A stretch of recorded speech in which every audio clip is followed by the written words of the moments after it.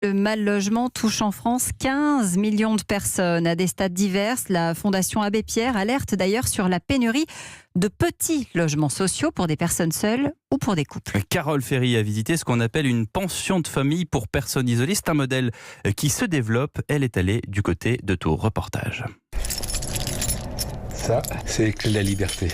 Derrière la porte, une kitchenette, vue sur le jardin, un coin nuit et une salle de bain. Guillaume a 50 ans, une licence de géographie. Plus jeune, il rêvait d'être prof, avant qu'une tumeur au cerveau le plonge progressivement dans la marginalité. Ici, il revit doucement. Avoir un chez-soi, c'est énorme. C'est avoir une adresse. On peut s'y reposer, on peut reprendre confiance. On est chez soi, mais pas seul. Il y a des parties communes. On peut échanger, rire, s'engueuler, des fois. Mais je crois que c'est ça, la vie. Et c'est là qu'on réapprend à vivre, finalement.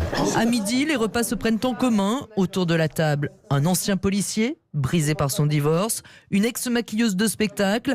Ensemble, ils se préservent de l'isolement, selon la responsable Delphine Picard. Beaucoup d'habitants nous disent quand ils arrivent ici, ils se recréent une famille. Et ce qu'on voit, nous, c'est que vraiment les gens reprennent leur place de citoyens au sein de cette société. Ils sont capables de refaire des choix de vie pour eux, sans attendre qu'on les fasse à leur place, ce qui était le cas auparavant dans leur parcours. Ici, les locataires restent aussi longtemps qu'ils le souhaitent, mais ils payent un loyer, 200 € par mois, une fois les appels déduites.